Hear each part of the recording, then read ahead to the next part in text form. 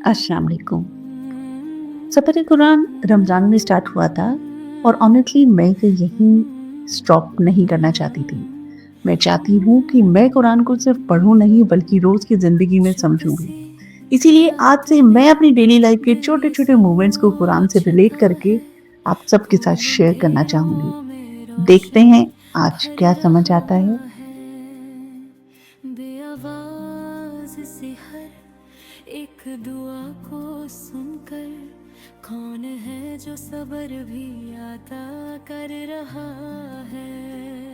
वही खुदा है, वही खुदा है। अभी सुबह है और मैं चाय बना रही हूँ, लेकिन ऑनेस्टली आज सुबह उठने का मन नहीं था। कभी आपके साथ भी ऐसा होता है, सब ठीक होता है फिर भी अंदर से अजीब-सा प्रेशर फ़ील हो रहा होता है। जैसे कोई स्पेसिफिक प्रॉब्लम भी नहीं होती लेकिन दिल हैवी होता है।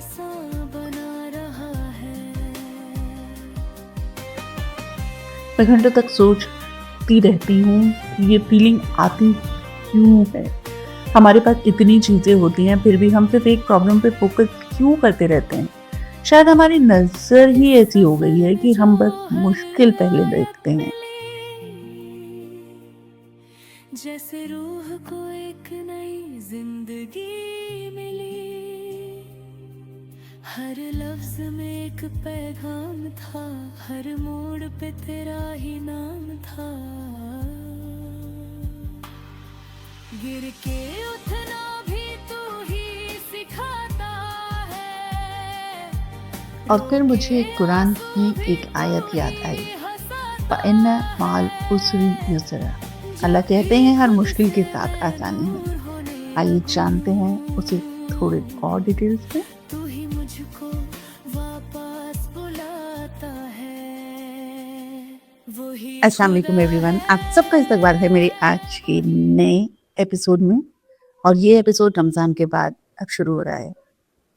बेसिकली मैंने पहले भी कहा था अपने लास्ट एपिसोड में कि सफ़र कुरान सिर्फ रमज़ान तक महदूद नहीं था।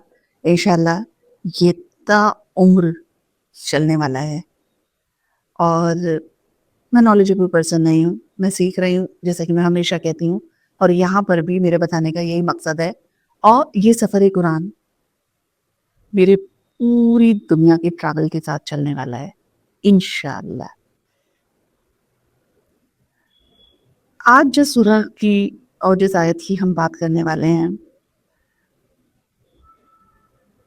मैं हमेशा कहूँगी कि देखिए, हमें सब कुछ नॉर्मल लगता है लेकिन अंदर कई बार बहुत कुछ चल रहा होता है और हम समझ नहीं पाते कि क्या हो रहा है।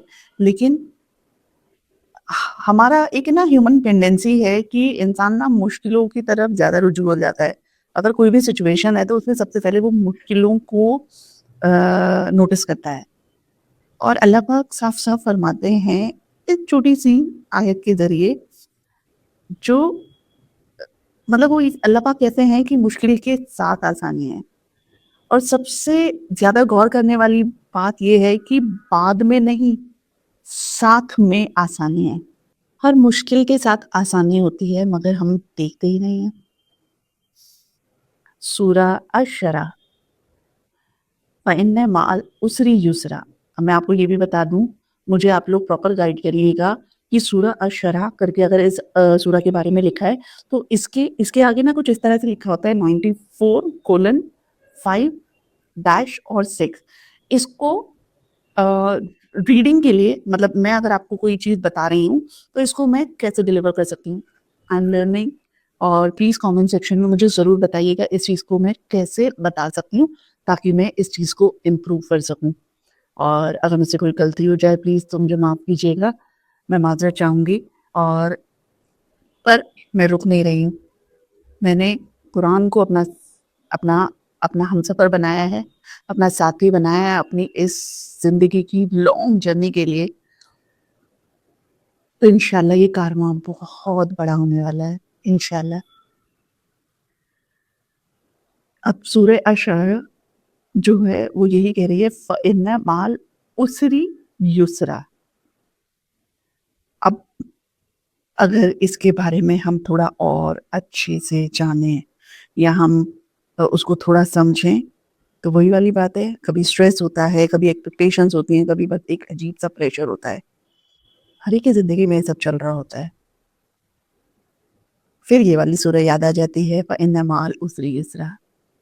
اللہ کہتے ہیں مشکل کے ساتھ آسانی ہے, مشکل کے ساتھ آسانی ہے, مشکل کے بعد نہیں.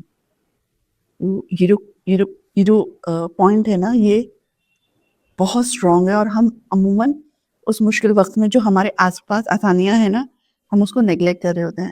فار ایگزامپل, میرے دماغ میں 100 چیزیں چل رہی ہوں گی, میں آرام سے بیٹھی ہوئی چائے پی رہی ہوں, اپنے گھر کی چھت کے نیچے بیٹھی ہوں, پنکھے کے نیچے بیٹھی ہوں, ایک سیف انوائرمنٹ میں بیٹھی ہوں. الحمدللہ میرے تن پہ میرا تن ڈھکنے کے لیے الحمدللہ کپڑے ہیں, ایک سکون ہے, سانس لے پا رہی ہوں. یہ ساری نعمتوں کو ہم کیسے بھول سکتے ہیں؟ کیونکہ دنیا کے ایسے ایسے کونے ہیں جہاں پر اس وقت لوگوں کے پاس نعوذ باللہ کھانے کو بھی کچھ نہیں ہے. لوگ گھاس کھا رہے ہیں, مٹی کھا رہے ہیں, نہ جانے وہ کیسے زندہ رہ رہے ہیں. تو اللہ کی ہر نعمت کا شکریہ ادا کرنا چاہیے, اور اللہ پاک مجھے اور شکر گزار بنائے, اور زیادہ شکر ادا کرنے والا بنائے. اور انشاءاللہ یہ سفر ابھی باقی ہے. کل ملیں گے ایک اور نئے ایپیسوڈ. دعا میں خاص یاد رکھیے گا. میں یہ چاہتی ہوں کہ ایک دن دنیا کے الگ الگ لوگوں کی زندگی میں بھی میں قرآن کو سمجھوں. ڈفرینٹ سٹیز ہوں, ڈفرینٹ سٹوریز ہوں, اور قرآن تو ہمارا ایک ہی ہے. اگر آپ کے پاس آئیڈیاز ہوں یا آپ اس سفر کا حصہ بننا چاہتے ہیں تو مجھے ضرور بتائیے گا.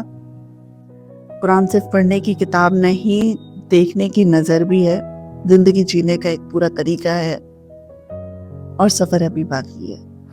سفر بہت لمبا ہے, مل کر کریں گے تو راستہ آسان ہو جائے گا.